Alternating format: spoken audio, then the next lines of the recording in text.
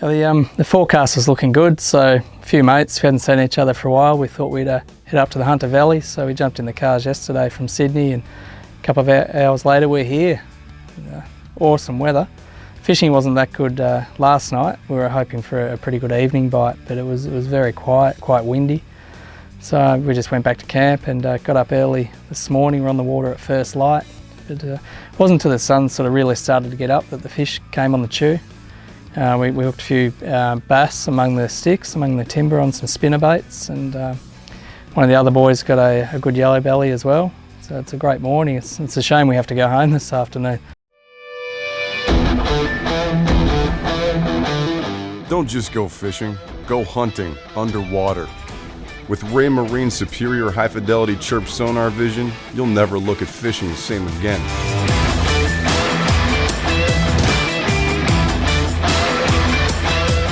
You're already the predator above the water. Now go find your prey below it. Raymarine. Visit raymarine.com to get in on the action.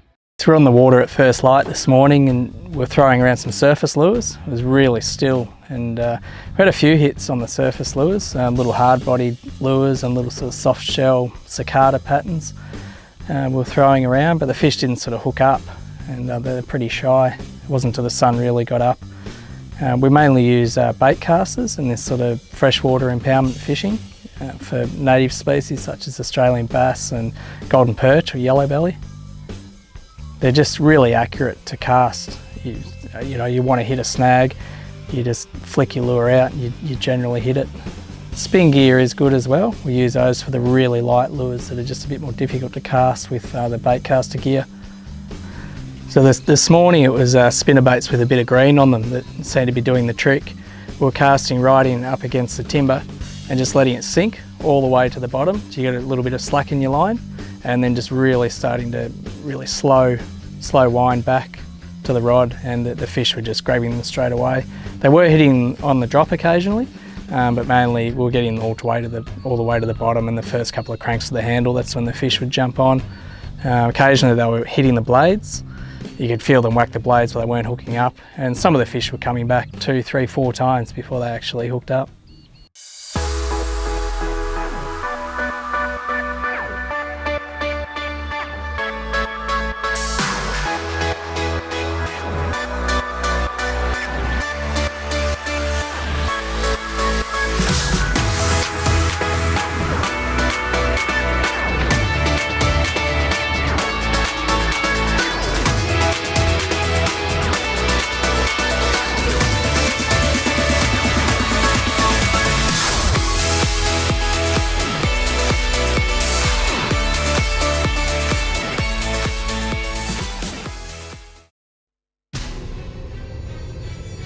Unexpectedly compact,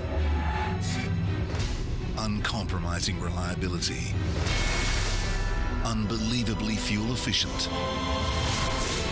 unbridled power.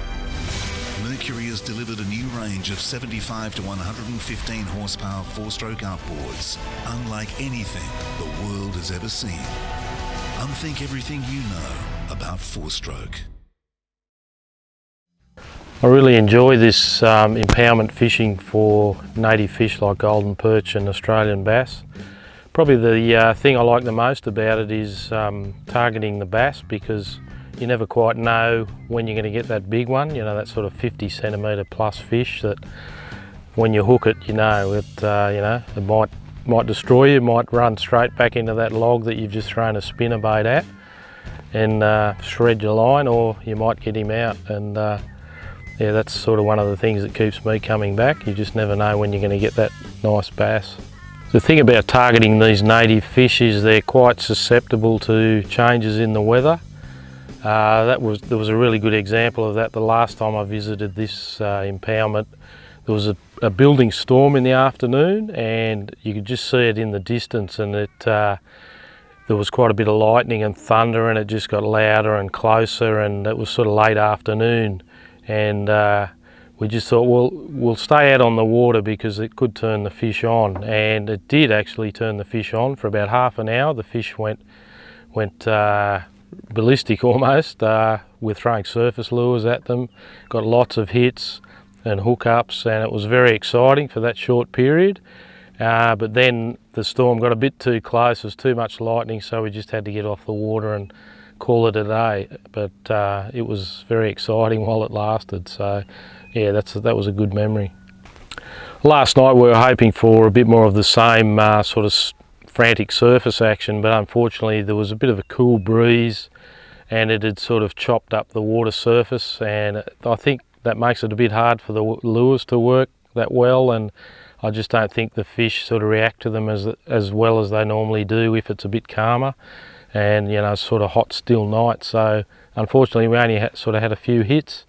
That was a bit disappointing, but we've made up for it this morning with you know, just casting a few spinner baits, and I got a nice fish on a lipless crankbait like that one there. I think it's a little eco gear, just casting around some weed beds just off a point. So yeah, you just got to mix it up sometimes and hopefully you'll get a few fish. It's all part of it, working it out. It's quite challenging, but it's a lot of fun.